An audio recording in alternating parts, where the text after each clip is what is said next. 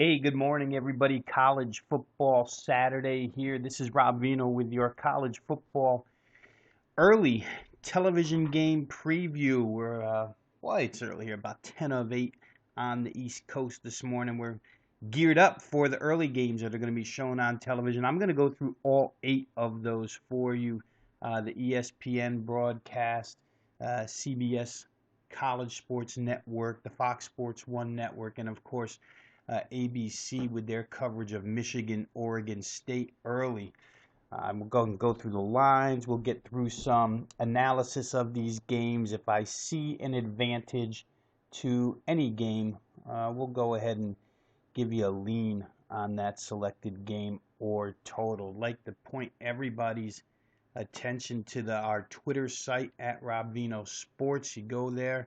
You can pick up little tidbits during the day of stuff that I may see during the football game and during a set of football games and tweet out to you, including first and second half plays.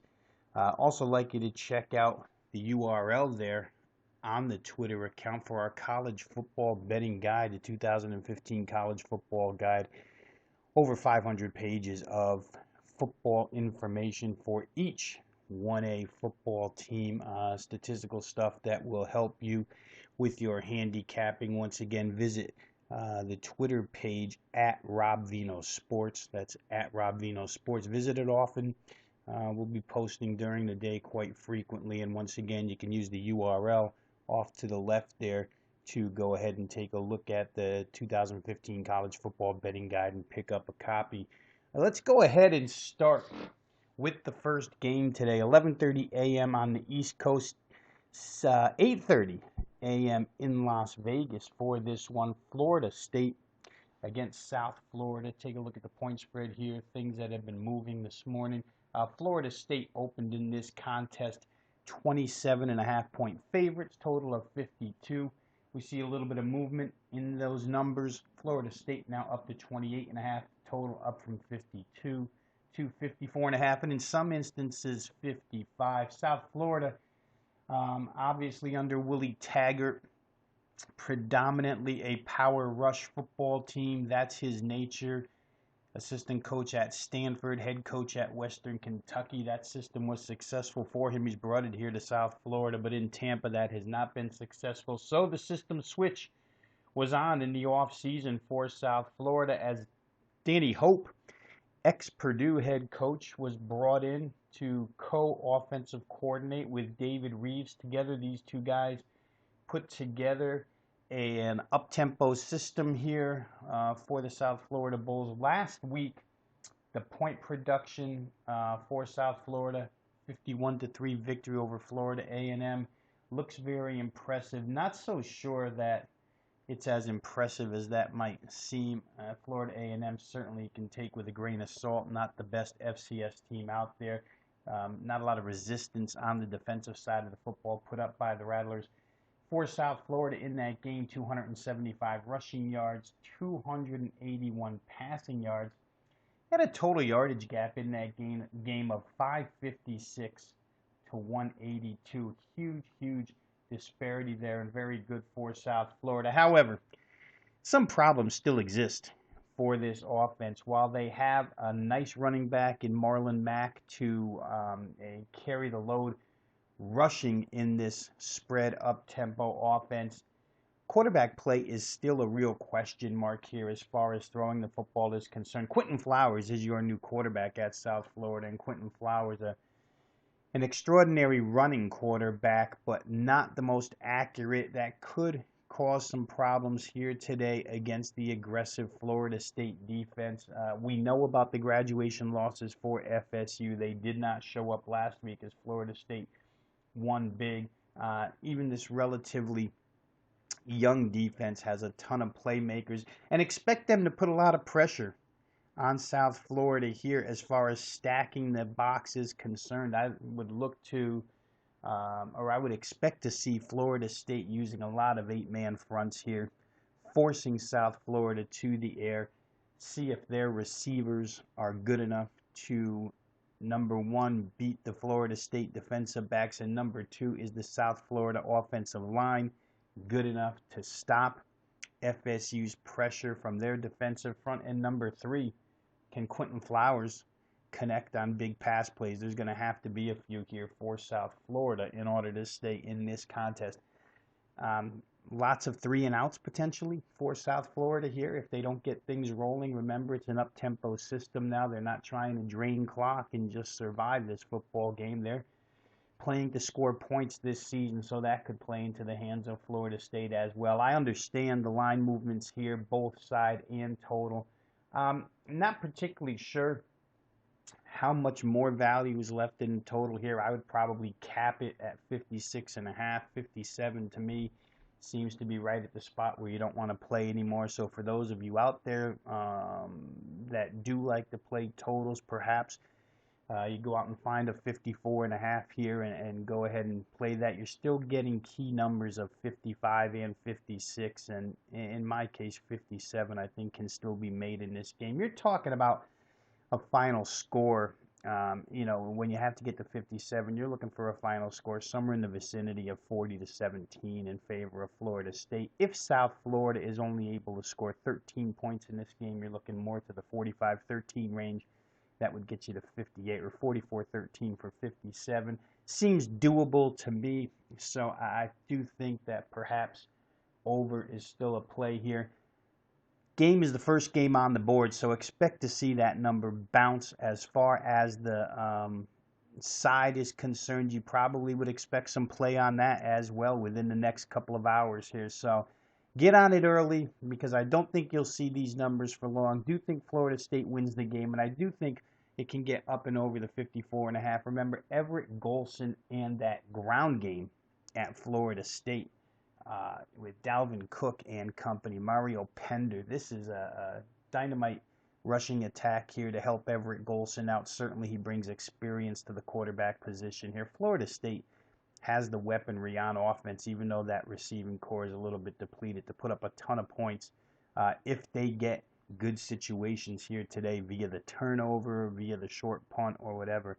So once again, I would lean here toward the over 54.5 in a game where we will certainly be on the lookout for any improvement that Willie Taggart's team may show from an offensive standpoint, but I think that it's still a tough year for him. I agree with the system switch. I just don't know that they've recruited enough of that type of talent here yet. They've recruited kind of to Willie Taggart's run-oriented system. Might take another year to get this thing rolling, but Danny Hope can coach offense. We'll see how South Florida performs here today against Jimbo Fisher's Florida State University squad. That game is going to be broadcast on ESPN. When we get to noontime now, and you switch over to ESPN2, they're going to be showing the Buffalo-Penn State game on your rotation card. Buffalo-Penn State is game 311, 312. Penn State opened as an 18.5 point favorite with a total of 49. That game currently sits with Penn State at 17.5 and a total of 49. Interesting again that we have a schematic switch with the underdog. Entire coaching overhaul here for the Buffalo Bulls, as the Wisconsin Whitewater staff was brought in, led by head coach Lance Leipold, to replace Jeff Quinn. Remember him from Cincinnati, came to Buffalo, ran a pretty quick up-tempo offense. Had a couple of good years in there. Drew Willie certainly performed for Buffalo, but the thing was never really consistent for the Buffalo Bills. Now they switched to a guy who's won Division III titles with Wisconsin Whitewater. Let's just go through very quickly what the Wisconsin Whitewater, ex-Wisconsin Whitewater head coach is trying to do with Buffalo this season. Offensively, you probably won't see a lot of difference. A lot of the pistol and a lot of the shotgun used by Buffalo in previous years is being used here by the new coaching staff. And for the most part, the balance of play selection might tilt a little more towards the run than it did under Jeff Quinn, but still, there's not a drastic difference in what this team is trying to do offensively. I think the biggest problem here in the offseason was with the terminology, trying to learn it, but the Buffalo players somewhat familiar with the concepts here. So offense shouldn't really be that much of a problem.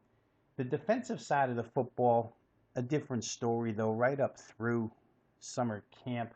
The 3-3-5 stack is a unique defense, not run by very many coaches across the country. That defense was scrapped by the new coaching staff, and input was a 4-3 system here.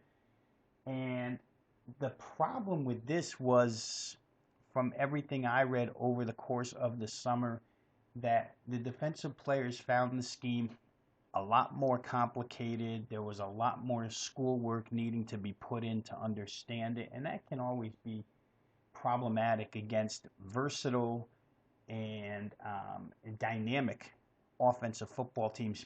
Don't find that really in Penn State here, so we'll see if Buffalo can play well defensively here. I know from reading some stuff prior to this contest that the biggest concern here for Buffalo is obviously going to be, or the biggest want for them, let's put it that way, is to be able to apply pressure on Christian Hackenberg. Why wouldn't you want to? Everybody saw that offensive line cave in last week against Temple, allow 10 sacks. There's been no improvement in the Penn State offensive line play. If you go through film study, there's blame to be placed on everyone, as we've heard all week long, including the quarterback. But Penn State's offensive line is dismal, and Buffalo's not necessarily physically built to overpower the Penn State offensive line. So therein lies a matchup today where we're going to find out an awful lot about both of these teams. And for Penn State head coach James Franklin, he better hope the offensive line performs well today and gives Hackenberg some time against this Buffalo defense, because if they get outplayed by the Buffalo front seven, there's going to be real issues in Happy Valley. There are already. That's not a very patient place as far as their football team is concerned. So Penn State's offensive line versus Buffalo's defensive front seven, which is going to try and apply pressure today. That's the name of the game here against Penn State. We'll see how that matchup goes. Should Penn State win that matchup, you have to believe that they'll have open receivers downfield in this contest. And Hackenberg upright is a very good quarterback, very accurate quarterback. There's no throw he can't make. So once again, I would even expect Buffalo to resort to blitzing maybe a little more than they did in week one. That Buffalo week one result, a little bit misleading because of the opponent, Albany, but the 51-14 victory kind of exhibited what I said here earlier. The offense doesn't seem to be that much of a problem because there wasn't much of a schematic switch here, not much of a philosophical change. Defensively is where we'll watch. They held Albany to 269 yards last week. Penn State obviously much better than that. And like I said earlier, if they're able to overpower Buffalo in the trenches, you can expect Penn State to be able to run the football a little bit better and throw it better. There's no comparison between the Temple defense and this Buffalo defense. So once again, for Penn State, this is a huge stage, a huge test. Seems kind of funny to say that in week two against Buffalo. You would think that this is a kind of a cakewalk type game for a Big Ten team like Penn State, but that offensive line is causing all kinds of headaches for the team, for the fan base, and for anybody who tries to bet on Penn State.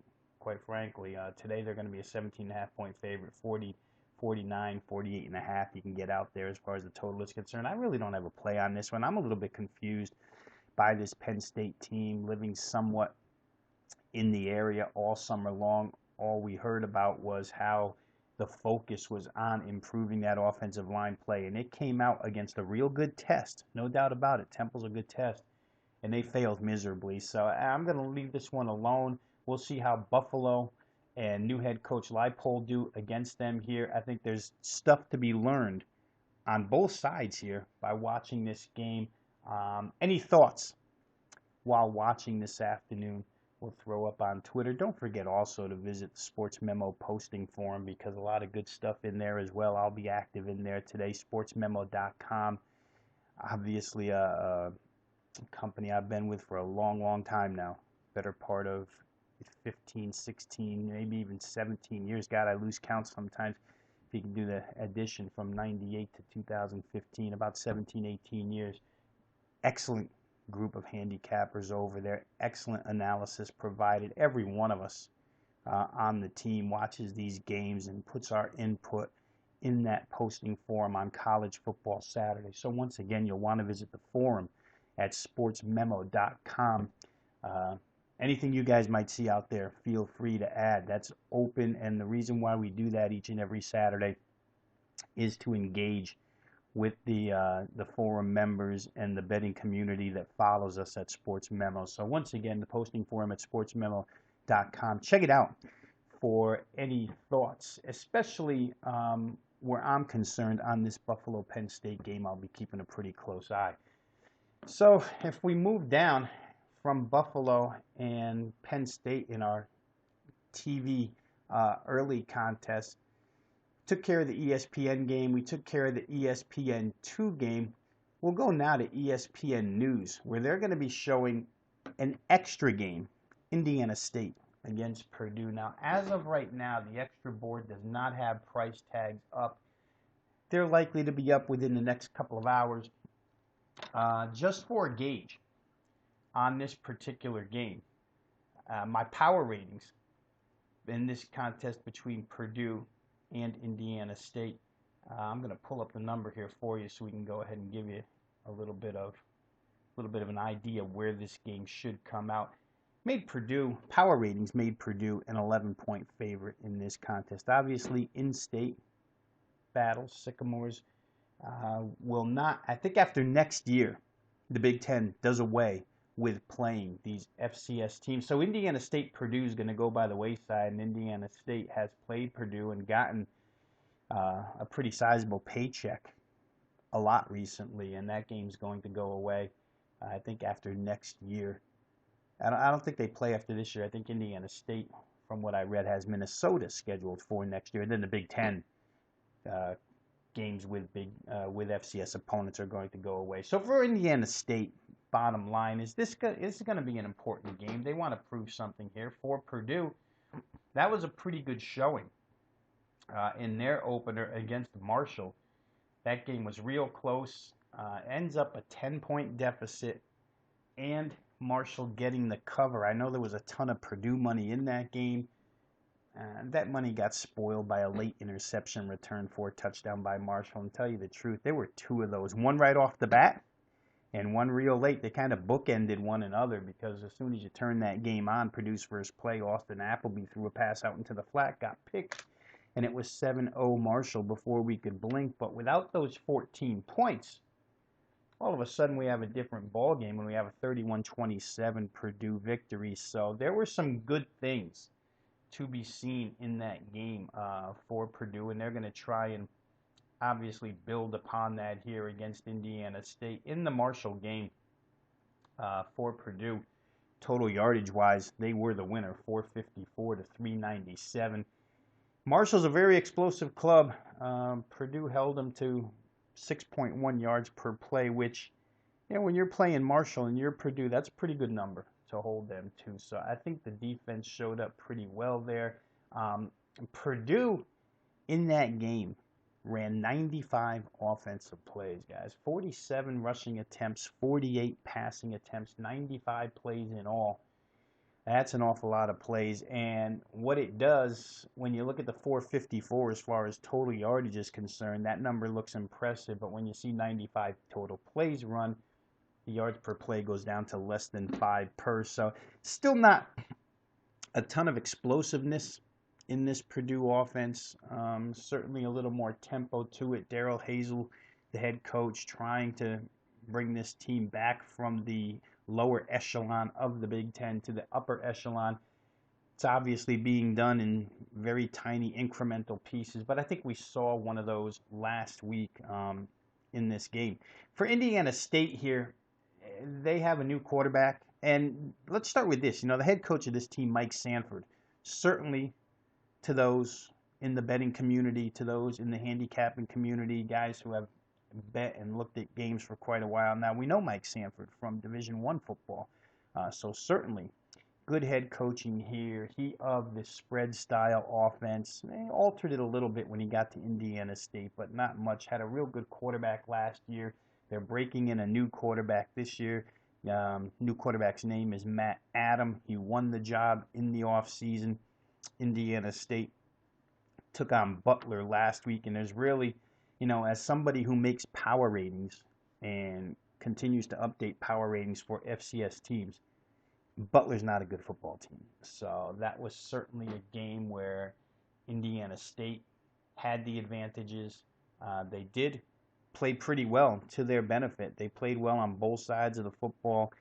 Here in this particular game, I think when you turn it on, what you're going to find is Indiana State's strength is on the defensive side of the football. There's 10 returning starters here. You take a look at last year and the games that they played outside of the FCS, you're drawn immediately to the game against Indiana. Indiana, one of the most explosive offensive teams in the Big Ten, and perhaps you could even say in the country, although they did suffer through dreadful quarterback losses last year, which really reduced their offensive output. But against Indiana last year in late August, when Indiana was at full stride and fully healthy, Indiana State held them to 28 points. Now, at surface value, that sounds real good. Indiana State, an FCS team out of the Missouri Valley, which, by the way, is the premier conference in FCS football. Missouri Valley obviously led. The flag carrier there is North Dakota State, your FCS national champion 4 years running. But Indiana State, an upper echelon team in that particular league. So it's a good squad. But back to the point of allowing 28 to Indiana and how good that looks on the surface, don't overlook the fact that they gave up 566 yards in that game and were outgained 566 to 170. Now, once again, you have to put things into perspective and make the comparisons. Purdue's offense in no way, shape, or form resembles that of Indiana's. So Indiana State with 10 returnees back, and the fact that they held Indiana to 28 points, I'll tell you what, a couple of weeks later, they held Ball State to 27, and Ball State, we know, is a wide-open spread offense that can throw it around and run it real well, too. So two pretty good performances, point-wise, on the scoreboard-wise, against FBS teams last season, put up by Indiana State with 10 guys back. You'd expect that defense to be even better. They showed pretty well in their first game. Once again, the opposition wasn't great. I think as we look at this one, without a point spread to consider, you have Purdue here on somewhat short rest, but I think Purdue will be a hungry football team in this game. They do, where these Big Ten FCS matchups are concerned, you get the heavy favorites and teams that basically can use this week as preparation for a game, a game the following week, or whatever they really want to use it for, because they don't have to look much into their FCS opponent. But for Purdue, a team on the rise or trying to be on the rise, it's an important game. So there's importance on both sides of the football here for these squads. At minus 11, I think that number's probably in a real good place, but I do believe that in the end, Indiana State is going to get worn down by Purdue in this contest. I don't know that the Indiana State offense is good enough to put a lot of pressure on Purdue, especially after Purdue saw Marshall last week. I think that's huge in this game. The fact that Purdue went out there, played Marshall, the 41 points allowed, only 27 came from the Marshall offense. That's a good sign. If you can find Purdue in this 11-point range, I think they're probably a good play. Once again, 11 is what my power ratings make it, but I do think that Purdue's probably good in this contest at home, up to 2 touchdowns. I think if you can find under 14 with Purdue, it's probably worth a look here. Austin Appleby and company, like I say, if they don't break it open early in this contest, I do think late they'll be able to just wear on Indiana State and get the job done. Indiana State, while they are a balanced offense, they're not necessarily a great passing team. So Purdue may be able to try and take away the run and force Indiana State to pass. We'll see how this one goes. But once again, from a betting standpoint, power ratings make the game -11. We'll see a line in a couple of hours. I would say that if you can find -14 and you're watching and flipping through early television games here and you want to make a small play, Purdue minus anything less than 14 might be a good way to look. So there's the first three games off the morning card here: the FSU South Florida game, the Buffalo Penn State game, and then of course the one we just talked about here with Indiana and Indiana State. Let's move on to ESPNU College Station here, which is going to show us, I think they're going to show us Miami, Ohio, and Wisconsin here, if my notes are right, and I believe they are. Miami, Ohio against Wisconsin in this game. I talked a little bit about this contest with Andrew Lang from Sports Memo earlier this week during our college podcast. Wisconsin's in a shaky position here. Their offensive line is a little bit beat up, and it didn't perform well against Alabama, and there was some tinkering going on during practice this week with this Wisconsin offensive line. So you're going to see some experimental stuff done here with Wisconsin's offensive line as they try to get the five pieces right for play down the road. But right now, Joe Rudolph, the offensive coordinator and offensive line coach, is trying to get a combination that shows well on the field. And I'll tell you what, Wisconsin's not as deep across the offensive line as they usually are, and there's some youth in these backup positions as Joe Rudolph tries to insert and move around and whatever else they're going to try and do here to get the five best on the field. This is not your typical strong point for Wisconsin as of yet this season. It certainly could build into one.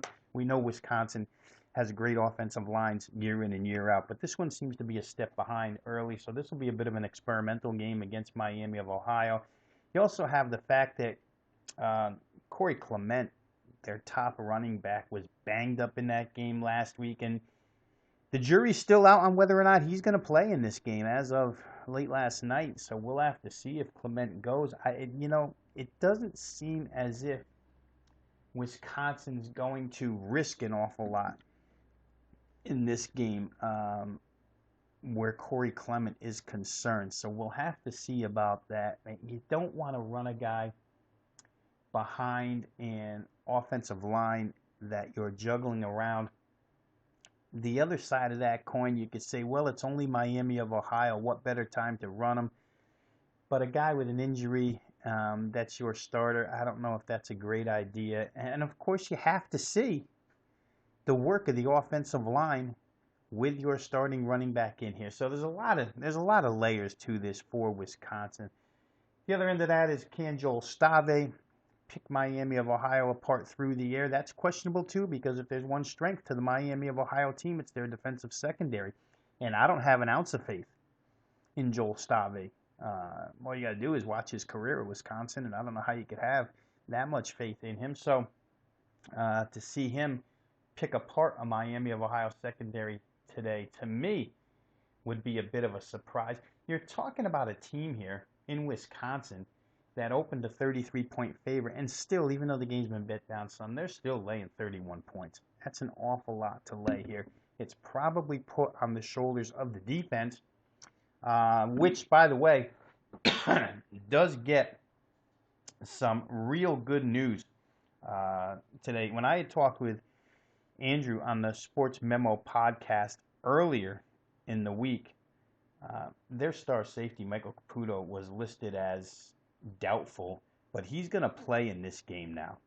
So you're going to get their top defensive back in this game. He practiced this week late, so we're going to see him out there. The senior strong safety runs everything for Wisconsin as far as secondary play is concerned. So that's a real good sign for Wisconsin on the defensive side of the football. And also note that Tanner McAvoy 6'5" kid who's played safety, who's played quarterback, who played wide receiver last week and has played wide receiver for Wisconsin in the past.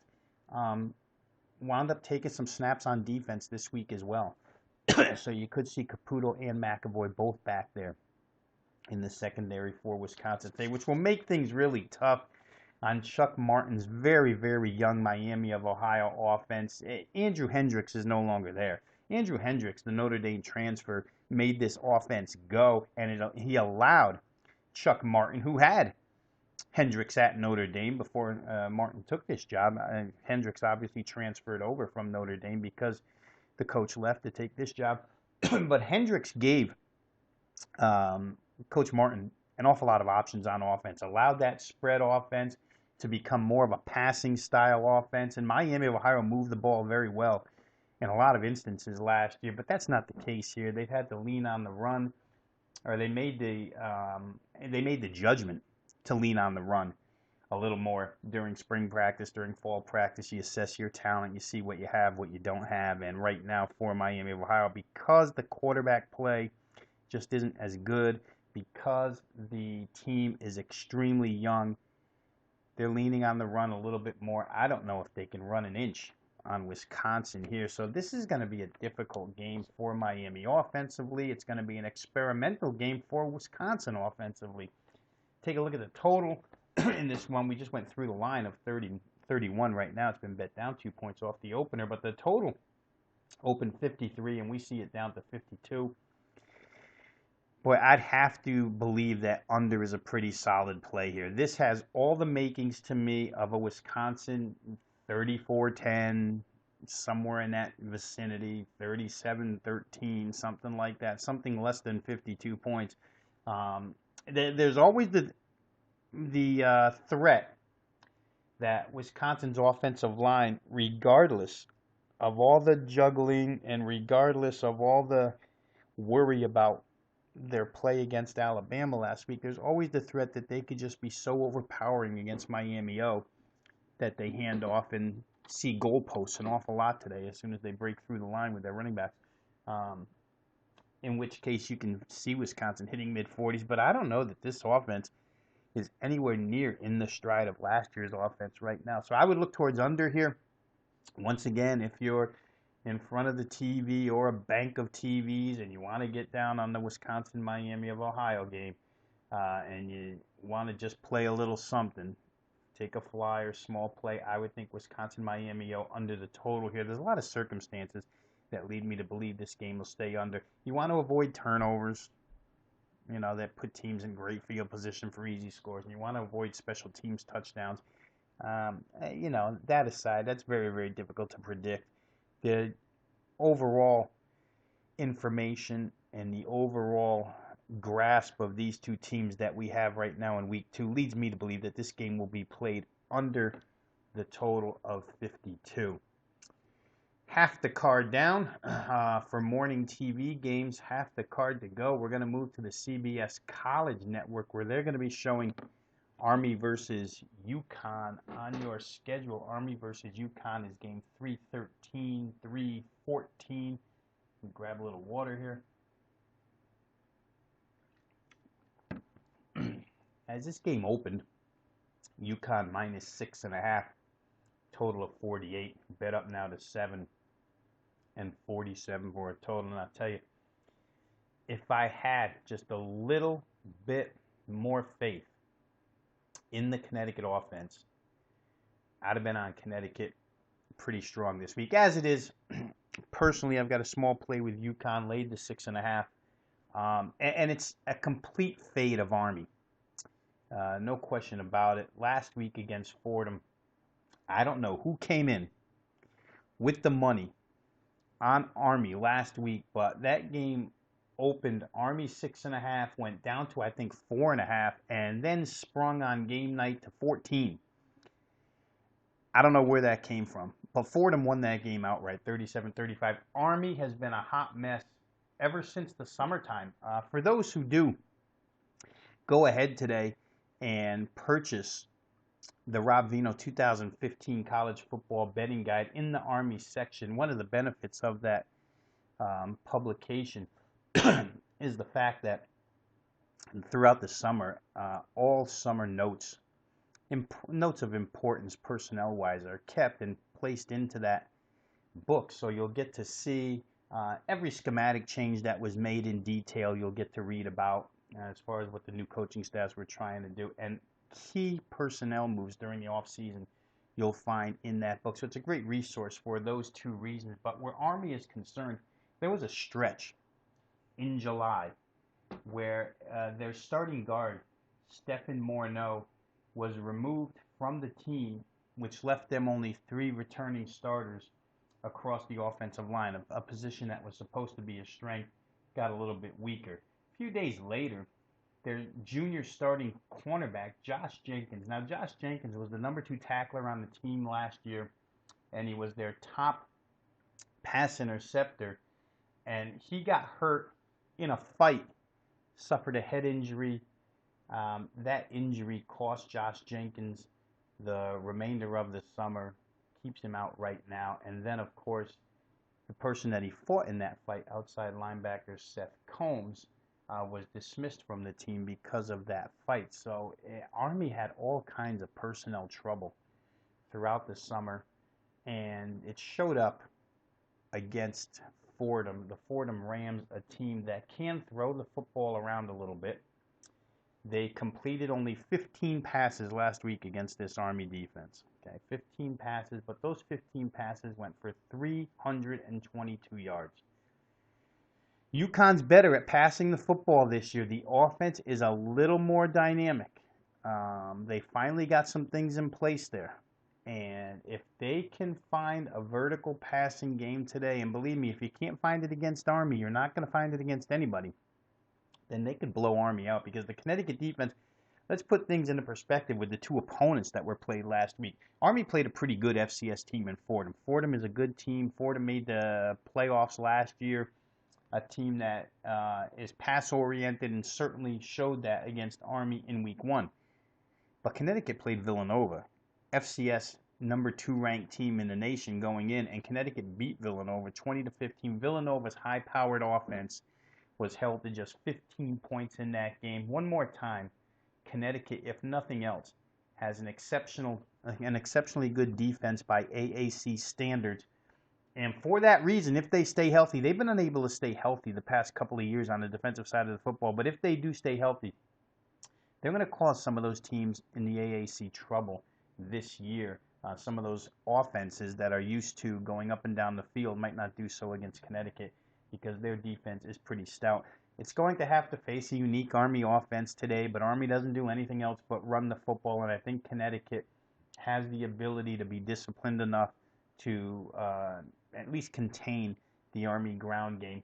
Once again, if I had a little bit more faith that UConn's offense could get me to the 28-point mark, 30-point mark especially, then I think this would have probably been a no-brainer for me. As it is, I still think UConn minus the 6.5. It's now 7.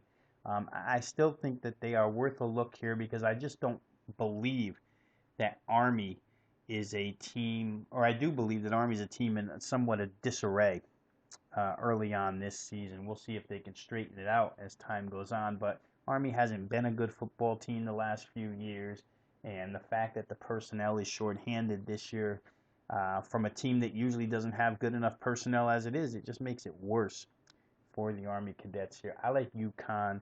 This game can be found on the CBS College Sports Network. I would go ahead and take a small play with them laying the 7. The total in this game, UConn and Army, was 48, but down to 47. I think that the money has the same feeling that I do here, that we just don't trust Connecticut's offense enough to get heavily involved with the side or the over in this game, because if I knew Connecticut could get to 31, I would certainly be on the UConn Huskies bigger here. We'll take a look at that one. We'll see what UConn shows defensively. I don't think you'll see much out of Army. Once again, that game on CBS Sports Network. UConn Army, it's game 313, 314 on your rotation schedule. So that takes care of 5 of the early games here. We're going to move on to the Big Ten Network today, and the Big Ten Network is going to show us what's probably the best of these early games, Bowling Green and Maryland. Certainly quite an offensive exhibition put on by Matt Johnson and the Bowling Green Falcons last week against Tennessee, but that defense was absolutely annihilated by the Tennessee power on offense. Uh, the running back tandem at Tennessee, as powerful as it gets, certainly Bowling Green not going to see that type of play here today. And I think, Bowling Green, in essence, is going to get the same type of defense because Tennessee's a youthful defense. Tennessee probably has. In fact, they do have more highly touted athletes on the defensive side of the football. But I always give a lot of credit and a lot of leeway to head coach Randy Edsall at Maryland for what he can do with the talent that he gets. He makes guys better. There's no doubt about it. Randy Edsall makes guys better. He proves it year in and year out. He's a good head coach. But the Maryland linebacking core was ravaged by injury during the offseason. And when you're going to face a team like Dino Babers' Bowling Green, and specifically an offense like the offense that they play, boy, linebacker play is so crucial because Bowling Green runs so many of those bubble screens, quick flanker screens, slants, quick slants, all the stuff that winds up in the short to medium range, over the middle, to the outside. And if you don't have linebackers that can fly to the football, if you have linebackers that are a little bit indecisive, you're in big trouble against this team. This team, offensively, has 1 through 11 very, very good talent. They showed it in Tennessee last week, so I don't think there's any doubt there. I think they're going to score a lot of points. This total was absolutely beaten to death earlier this week. It hasn't moved much in the last 3 days, but you're talking about a total that opened up 63.5, which obviously was very light. Bettors recognized it and pushed it all the way to 71.5, which is where we sit right now. So you need 72 points to get over the total here, 38-34. 72 sounds big. When you break it down to 38-34 between these two, it doesn't sound big at all. Maryland with Perry Hills at quarterback can score points. There's no question there, especially against this Bowling Green defense, which showed very little resistance last week. Again, Tennessee's a more powerful team than Maryland is, so don't expect Maryland to just line it up and run it down Bowling Green's throat the way Tennessee did. Just a check of the numbers. You see, Tennessee had 339 yards on the ground last week. Now, Maryland excelled on the ground as well last week, and that would be their preferred mode to travel here offensively today. But their game was against Richmond, so they're 341 yards rushing, 7.6 per carry. Somewhat diminished, not much. Richmond's a good FCS team, but they're certainly not the type of defense that you would find on the FCS level or on the FBS level. So to compare those two opponents, really advantage goes to Bowling Green there. Maryland will still run it, though. I'm not trying to suggest that they won't. They'll probably get 200 yards plus in this game. Just don't know that they'll go for 7.6 per pop. And when they have to throw, they did a average job last week. Maryland 12 of 22 for $138. You don't really want to be forced to throw. But the idea, and Tennessee's idea last week was, hey, let's keep the ball on the ground. Let's keep Bowling Green off the field offensively and win this game. Tennessee won by 29. They scored a lot quicker in some instances than maybe they had wanted to. But, scoring points is the name of the game here. So to get to 59, you're not going to lose very many. I see this one being high scoring just like last week. Can't blame anybody who got in on that total early and often because it was certainly the right thing to do. Here at 71.5, it still might be the right thing to do, except you have so much less room to work with. Last week's Bowling Green Tennessee game hits 89. Last week's Maryland Richmond game hits 71. So the question would be, if you can hit 71 with Richmond at home, can you hit 72 with Bowling Green at home? And, to me, that answer is yes. That answer is yes. Even if Maryland doesn't score 50, they're probably very close to 40. Like I say, 38-34 doesn't sound that problematic. But again, you're working with a razor's edge margin here. You got a total of 71.5, and 38-34 gets you to 72. So you need a little more than that to be comfortable, but I do think that these two teams can find their way to that. I think Bowling Green has an excellent shot at pulling the upset here. That offense, led by Matt Johnson, is as efficient as it gets. And I don't know that Maryland's going to be able to stop it. Tennessee had all kinds of trouble with this offense last week. The point spread here is 7.5 now. It opened at 9, bet down to 7.5. So there's a lot of Bowling Green money out there early. We'll see if that number moves. Numbers are starting to move as we go through the podcast here this morning. I don't know how much lower you'd want to go than that. To take 7.5, I think is still a good price. I would lean very slightly here on this contest to Bowling Green and over. Like I said, there's not a ton of room to feel comfortable with on the over, but I still think it'll get there.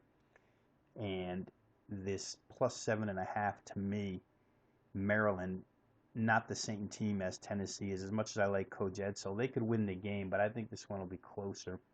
If I had to go ahead and play it, I would probably, once again lean towards Bowling Green and the over in that contest. Should be very exciting. Like I say, you might want to make first and second half plays, one or the other, on that particular contest, because out of the chute, I don't know that Maryland is going to know what they're in for with Bowling Green.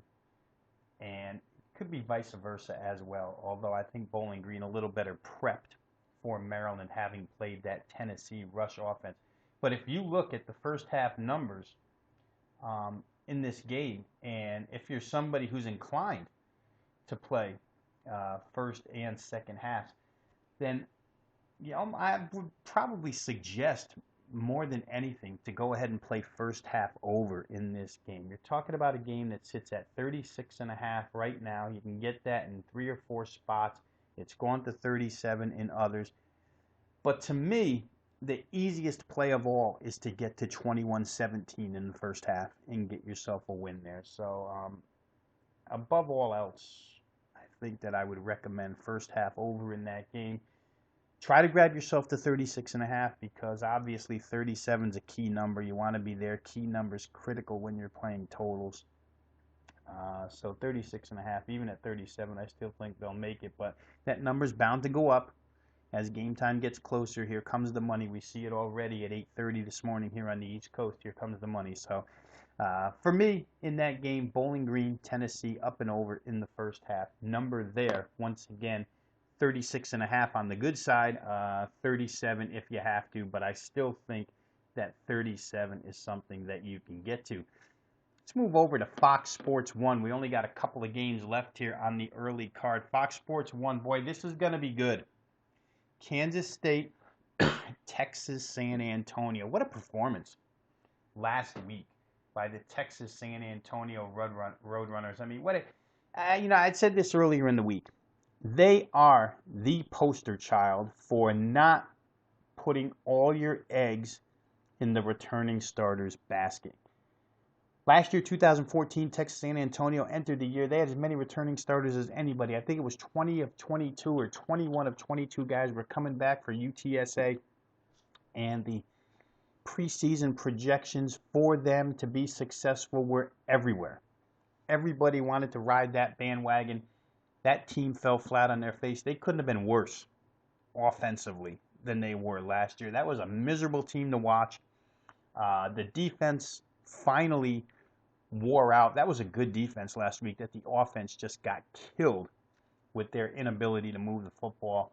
And Texas San Antonio wound up with a very, very disappointing season, performing well below expectations. This year, they returned basically nobody. 5 starters back this year. I think it's 2 and 3, offense and defense. They go out to Arizona. Nobody expects anything.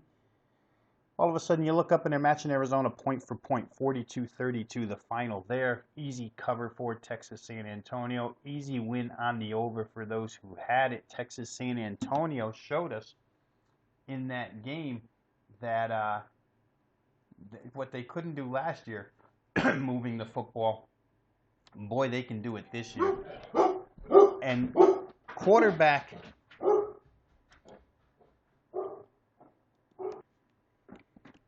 well, for those of you who just enjoyed the family dog going berserk here in the office. For those who don't know, my oldest son is in a band, and the band is ringing the doorbell to come pick up their equipment for a performance tonight. So that's what that noise was about. But let's go back to what we were talking about with Kansas State and Texas San Antonio here.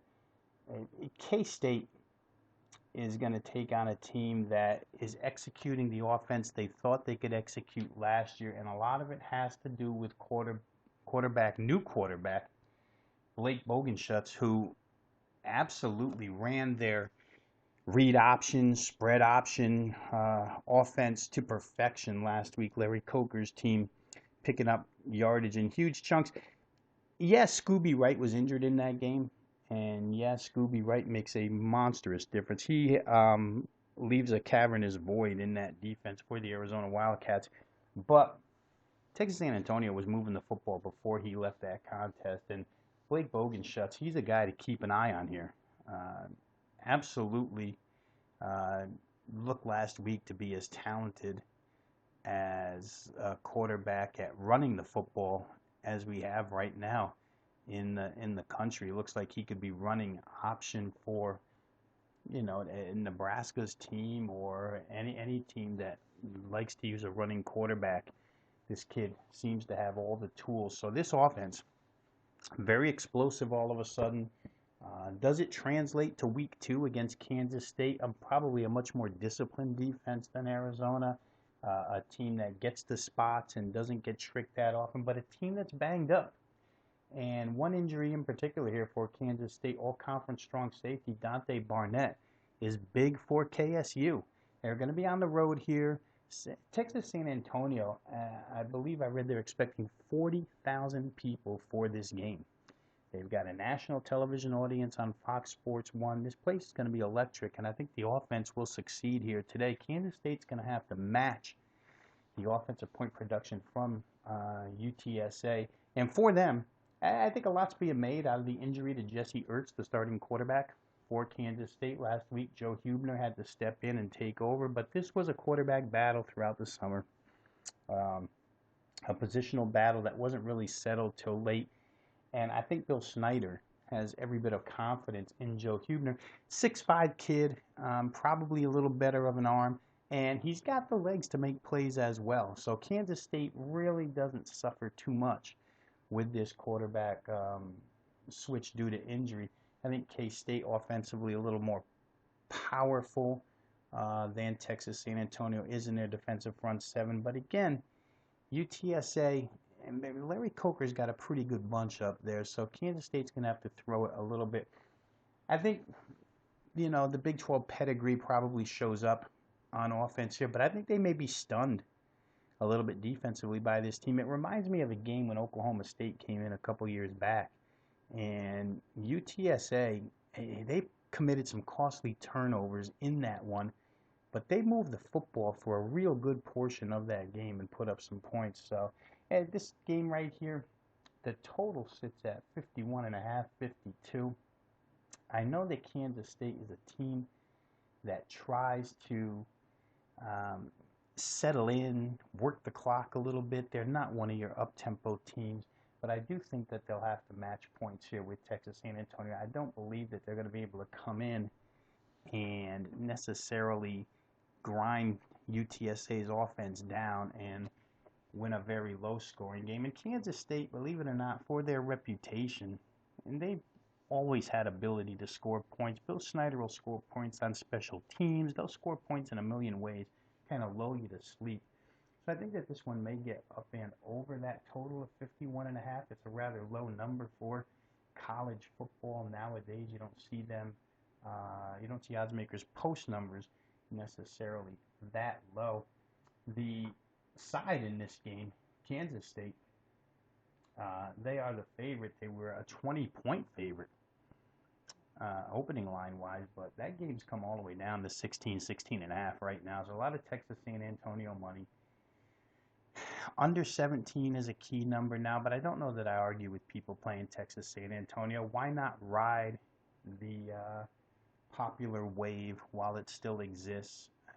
Like I said, I think there'll be a lot of excitement in San Antonio, Texas today, so I can understand people who are on that particular side of this contest. I just probably prefer the total a little bit more here, Texas San Antonio, but either way, I could see it should be a real good contest, and most importantly, you want to learn a little bit about Joe Huebner at quarterback for the Kansas State Wildcats, and you also want to learn a little bit about this Texas San Antonio offense, and will they be able to really succeed against a good Big 12 defense. Power ratings in this contest were more in line with the opening number.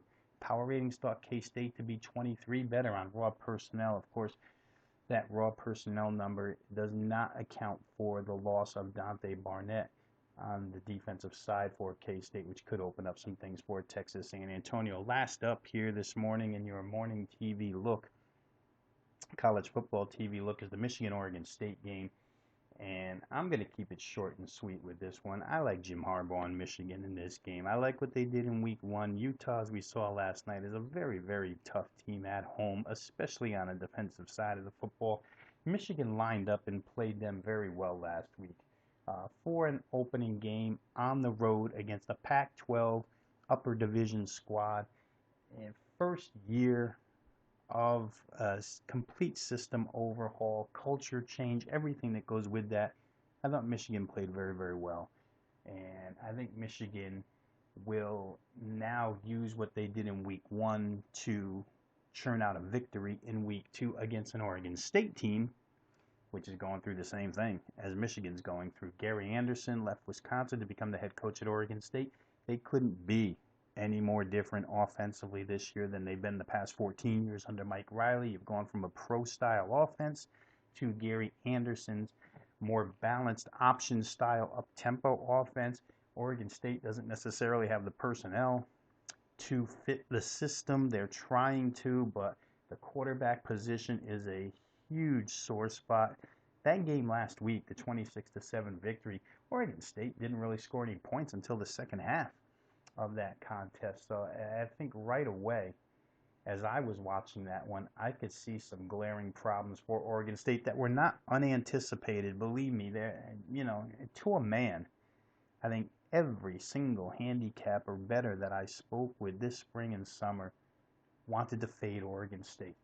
Everybody thought Oregon State was going to be in for some trouble as they convert to new head coach Gary Anderson. And you know what? You watched that game last week, and you absolutely know that that's the correct assumption right now. That assessment of OSU is the one to keep in your mind. You should probably fade Oregon State or not play at all. I think in this instance, their offense will be absolutely overwhelmed by Michigan. There is some bit of credence to the fact that Gary Anderson, coming from Wisconsin, does know quite a bit about the Michigan personnel. However, I don't know that that plays into this because the Oregon State personnel still has to execute against Michigan's. I just like the way Jim Harbaugh's team came out of the chute as opposed to the way Gary Anderson's team came out. You're going to put them on the road now in Ann Arbor in front of 100+ thousand people and expect Oregon State one-dimensional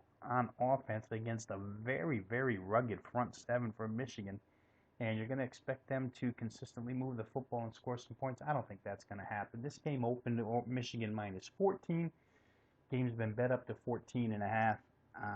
I happen to think Michigan's probably 17 points better than Oregon State. I can, without question, see something landing in the vicinity of 31-13 Michigan.